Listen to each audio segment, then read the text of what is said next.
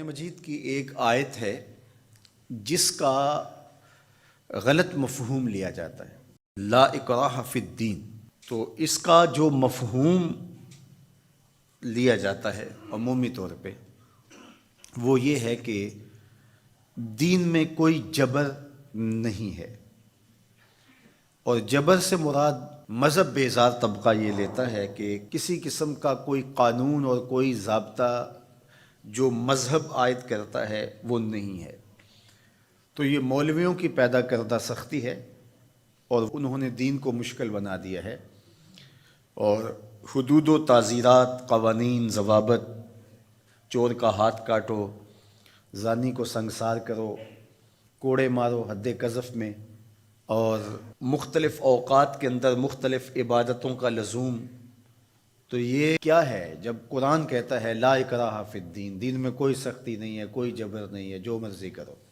تو یہ اس کا مفہوم نکالا۔ اور ایک طبقہ ایسا ہے کہ جو دین کو اس طرح پیش کرتا ہے اور اس طرح سے دین کو لوگوں کے سامنے رکھتا ہے کہ جس طرح دین پر عمل کرنا کوئی آسان کام نہیں ہے، اور اس کو وہ مشکل اتنا بنا دیتا ہے کہ لوگ گھبرا جاتے ہیں کہ ہم تو پھر دین پہ نہیں چل پائیں گے، چند لوگ ہی دین پہ چل سکتے ہیں، جبکہ یہ دونوں چیزیں افراط و تفریط سے تعلق رکھتی ہیں۔ تو آیت کریمہ کا صحیح مفہوم یہ ہے، لا اکراہ فی الدین کا مطلب یہ ہے کہ دین قبول کروانے میں کسی پر سختی نہیں کی جائے گی کہ تو ضرور مسلمان ہو، یہ اس کا مفہوم ہے۔ اب کوئی دین قبول کر چکا ہے اور پھر احکام شریعہ اس کے اوپر نافذ ہوں گے تو یہ تو ہوں گے، تو اس پر یہ نہیں ہے کہ اب اس پر سختی نہیں کی جائے گی۔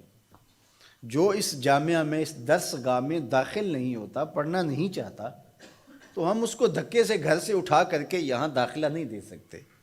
جس کی مرضی ہو آئے اور جس کی مرضی ہو نہ آئے، لیکن جو شخص یہاں آ کے داخل ہو گیا، پھر یہاں جو ہم نے ضوابط اور قوانین بنائے ہیں ان کا وہ پابند ہوگا، اس لیے کہ وہ اپنی مرضی سے آیا ہے اور اس نے یہاں آ کر کے داخلہ لیا ہے۔ تو اب وہ کہے کہ میں نہیں مانتا، تو وہ باغی کہلائے گا۔ تو اسلام کے اندر کسی کو سختی سے داخل نہیں کیا جائے گا، ترغیب دی جائے گی۔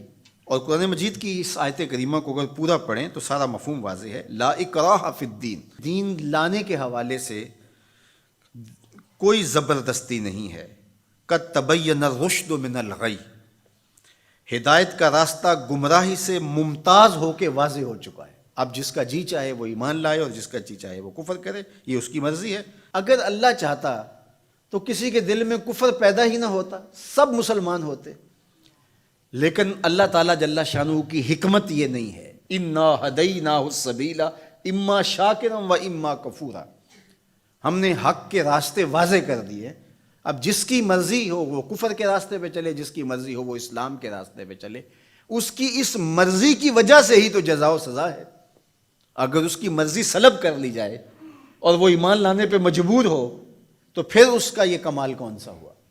تو کمال تو یہی ہے کہ دونوں راستے ہیں اور دونوں راستے سے دکھائی دے رہے ہیں، اور وہ اپنے اختیار سے خیر کا راستہ اختیار کرتا ہے تو جزا ملے گی، اور اپنے اختیار سے برائی کی راہ پہ چلتا ہے تو اس کو جو ہے وہ سزا ملے گی۔ لیکن اگر اس کا اختیار ہی نہیں ہے برائی کے راستے پہ چلنے کا تو پھر اس کو سزا کیوں دی جائے؟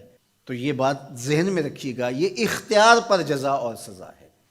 تو آیت کریمہ کا مفہوم یہ بتاتا ہے کہ جو چاہے وہ حق پہ آئے، اس پہ مجبور نہیں کیا جائے گا۔